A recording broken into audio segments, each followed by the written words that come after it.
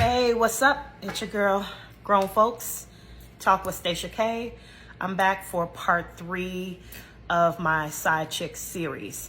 And in this part of the talk, I want to talk about the emotional connection and the emotional attachment. So I believe, and this is important to me because I think a big misconception is that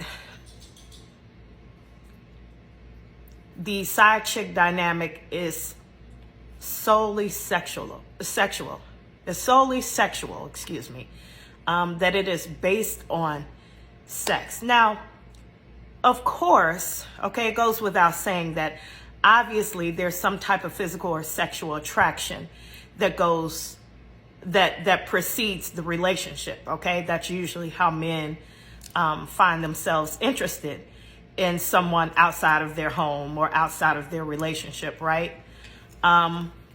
So there's that initial attraction. But I'll give you all a perfect example because, again, I'm talking about my experience as well as a collective stories that I've gotten from women in these side chick dynamic situations, right? So for me,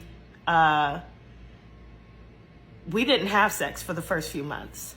I want to say 2.5, almost 3 months. There was no sex. Now, did we play tiddlywinks? I call it tiddlywinks, right? Of course, the kiss and the touch and all that, exploring each other in other ways, but not fully engaged in sexual intercourse. So a good majority of this relationship that began to form was emotional. There was a lot of emotional bonding taking place in that first couple, months. A lot of conversations, a lot of being vulnerable with each other. That man opened up to me and told me things that he says he hasn't told anybody. I think the guy I was dealing with, I think he's a little bit of a narcissist, or at least he has some narcissistic tendencies. So I think him opening up to me was a part of his manipulation tactics. But I do know that there are men who are not narcissists that open up to women that they feel comfortable with. And when they're doing there's an emotional attachment forming, right? And again, when I explain these things, I explain the different aspects of these relationships. I'm not here to justify them. Let me be very, very clear for those of y'all that want to start getting your panties in a bunch, Because I've been a wife who's been cheated on. Let's keep that up front. If you didn't watch part 1 and part 2, go back before you come hopping in my comments. I've been a wife who has been cheated on. I'm talking from the perspective of when I had a season of being a side chick. And again, I do not justify or even endorse or encourage the side chick dynamic. So before you come in here acting a fool, please know the rules, okay? Just have to put that out there because social media is so crazy. But anyway, so I just want to debunk the narrative that this is all about sex, because for a lot of men, they form an emotional attachment with these women. Now, a lot of that is intentional, I will say that.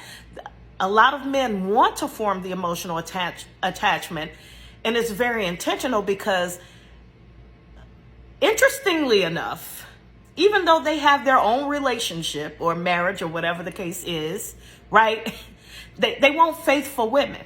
They want to create loyalty and trust. I know it's an oxymoron, right? They want to create loyalty and trust with this woman. They want this woman to be loyal and faithful to them. So how do they do that? They form an emotional attachment. So no matter what the motive is, right, it happens where they become an emotional attachment is formed. In my case, that was definitely true. So many other women I've talked to. And that's why it's so hard for a lot of women to walk away from these situations. I know it was hella hard for me. This was not easy for me to walk away from. And I did cold turkey, blocked on everything, didn't give explanations, didn't explain shit. I was out, right? Hardest thing ever that I've had to do, hardest situation I've ever had to walk away from. I walked away from an almost 11-year marriage easier than I walked away from this man who didn't have any real commitment to me, because we had such an intense attachment. I wouldn't even say connection or bond, because, you know, I don't want to use those words loosely, but you do form an attachment, right? And attachments are not easy to cut away. Like I said, he opened up about some of his childhood trauma. He was extremely vulnerable with me, and I was extremely vulnerable with him. And some of that was trauma bonding. I'm well aware. We did a lot of trauma bonding. But yeah, I just wanted to debunk the narrative that it's solely a sexual attachment or addiction or whatever the case is, because it's bigger than that a lot of times. I know a lot of women who are the ones being cheated on. They like to think it's just sexual, but honey, sis, that's not always true. It's not always true. And I know it doesn't make it better, but and again, I'm not justifying this dynamic at all. I don't agree with it. I totally discourage it. That's why I'm here telling my own business, because I'm hoping that the women in these situations will re-examine what they're doing, to not only the families they may be impacting, but the damage they do to themselves, right? Talk more about that. But anyway, yeah, emotional attachment is what I wanted to talk about in this segment. Sexual attachment and seduction are coming up, part 4.